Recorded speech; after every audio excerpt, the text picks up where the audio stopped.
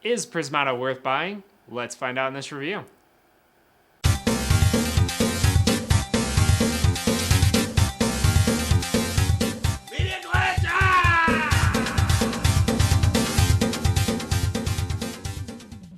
Hello everyone and welcome to Media Glitch. I'm Miranda and hosting this segment on the couch with me is... Dylan. Hello everybody.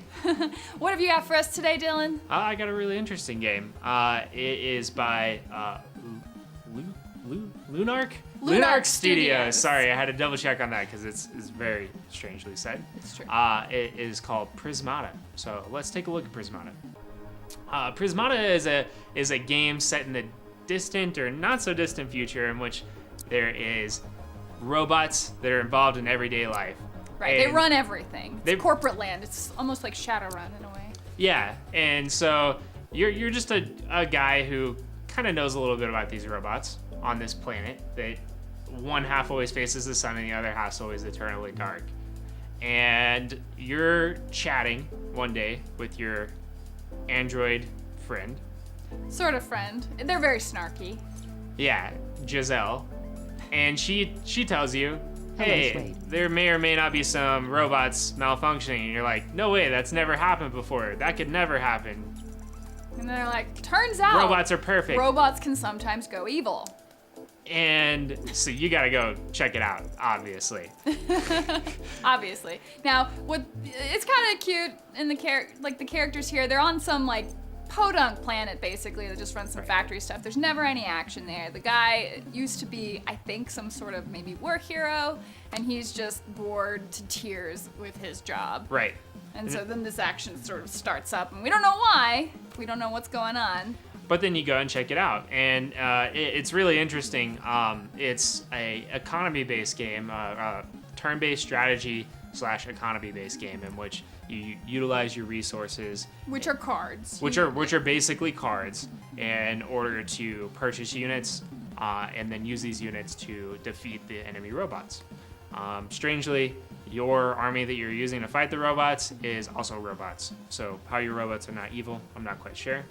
Yeah, that's not entirely made clear, especially given like as the story progresses of how they're evil. You're like, well then, whatever. Anyway. Right. Yeah, like, well then all of them should be evil.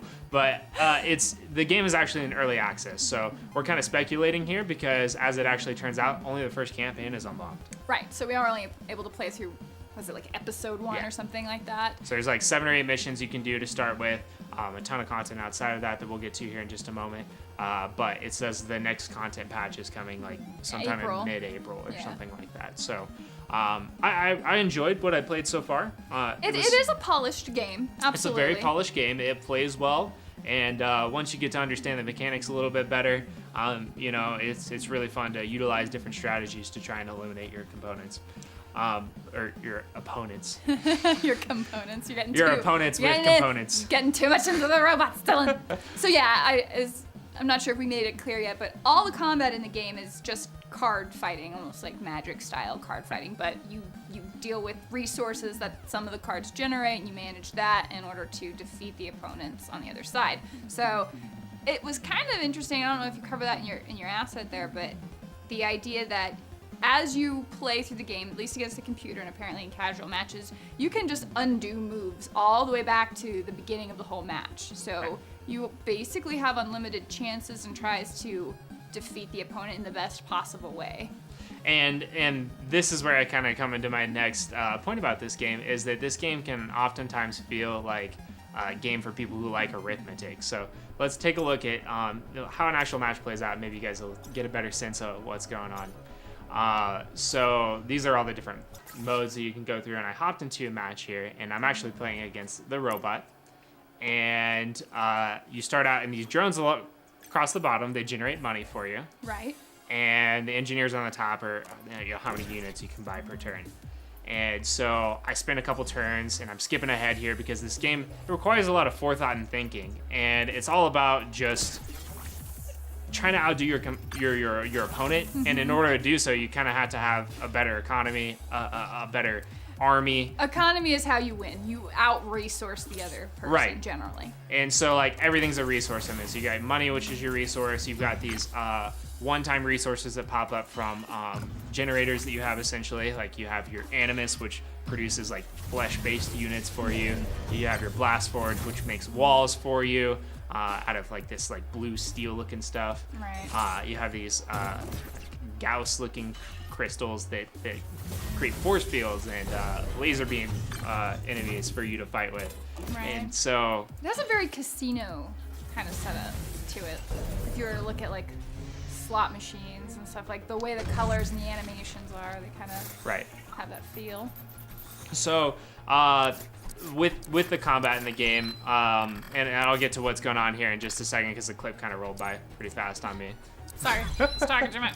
But you really need to kind of work out how you're gonna, get a build order and like this strategy to utilize all these like resources and make sure you're not minimalizing waste and Right. and that's like the true path to victory. And so they put these basically puzzles in the game. You have expert challenges. Yeah, the expert challenges, which in my opinion, some of them aren't even solvable without busting out a piece of paper. And It's true. There's a writing lot down of things you turn can one, do. I do this. Turn two, I do this. Turn three, I do this. And then you go back and play the game, and you'll probably win if you just do the math. Sort of. There's a lot of them where in the challenge modes you'll have to count up how much damage you need to Right. equal at the end, which is why it feels like an arithmetic problem, because you have X number of turns. Like the challenge mode is usually like defeat the enemy by turn 8, and so within those turns you've got to Have the create enough economy. resources Right. to generate enough damage by that turn that defeat whatever it is they're creating. And And that can be there's like only a one way very- to do it. Yeah, that can be like a very specific way to do it. So that was kind of one of my bigger frustrations with the game.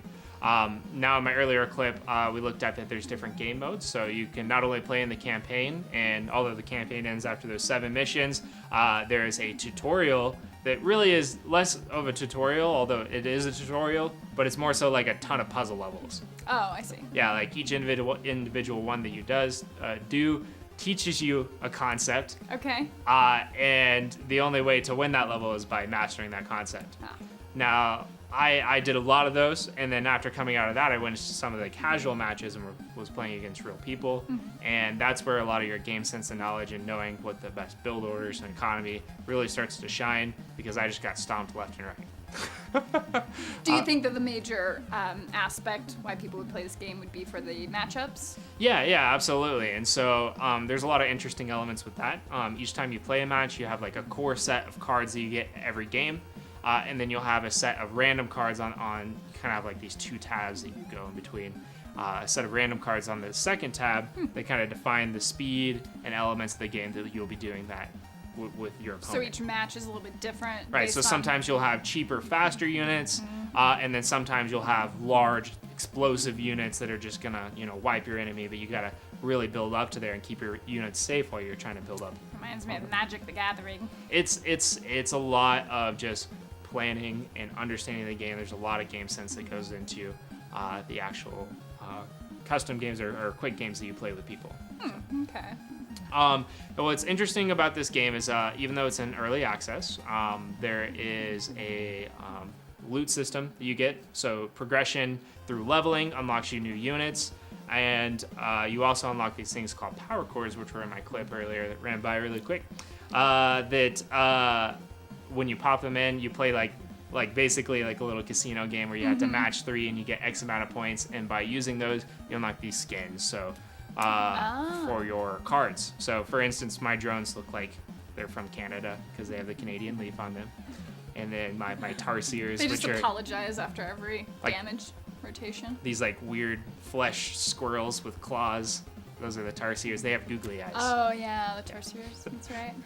Yeah, the story was kind of incidental almost. Like it feels just like a little anime story, I guess, as you go through it. But they obviously put a lot of the focus into the game mechanics and making that flow really well. And they did do a really good job with that. The expert challenges are really, really difficult. So you will spend a lot of time getting through those, and then I guess the match play seems to be a big thing. Yeah, it is. It is a lot of puzzling elements. There's a lot to learn. There's a lot of gameplay here. The game itself retails for $24.99.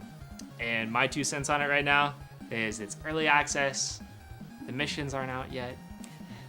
There should be more for $24.99. $24.99 is a big price, especially when you're going up against like, you know, games that we've recently reviewed, like Vermintide, which For $5 is more. $5 more. You get like this AAA looking amazing game, and that's not knocking this game in particular. It's just true. It's just a different style, a different type of game. And this is a turn-based strategy. So for those of you who are interested in playing that style, which, you know, I loved a lot of those RPGs, which were turn-based, and you kind of can take it at your own pace, Right. which is really nice. And it's a thinking game, so I mean, it has that strength going for it, absolutely. And again, very polished. I didn't see any glitches in the game at all. No, yeah, me either.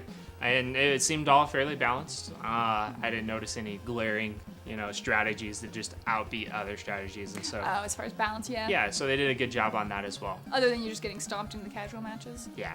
But that just comes down to build order. That's just StarCraft build order level. and game sense. That yeah, basically people who like StarCraft will probably like this a lot too. Or and people like puzzle games will like this a lot. There's a lot of overlap. So Yeah. that's kind of my 2 cents on this game. You guys should definitely go check it out on Steam. Like I said, it's $24.99.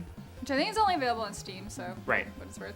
And yeah, awesome. Well, thank you, Dylan. Appreciate you taking the time, giving it some hours, Yeah. getting stomped by random players on the internet. Absolutely. Glad to bring it to you guys. So remember to like, comment, and subscribe. Let us know if you've tried out this game or if you plan on buying it and what you think of it. Yeah, it's with it being kind of a hybrid genre between the RTS and deck building in a way. I guess Right. sort of deck building. Yeah, I'd be curious what your opinions are on it and what kind of.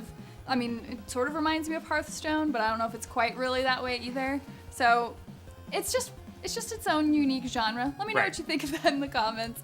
Also, don't forget to follow us on Twitch when we are streaming. You can follow us at twitch.tv/MediaGlitch. Or if you just want to see me stream, because I've been streaming a lot of Vermintide, it's twitch.tv/WarGamerGirl. And Dylan also streams a bunch at twitch.tv/ Faerun. Faerun. Faerem. You got it. Yes. All right. Thank you guys for watching. We'll see you next time. Bye.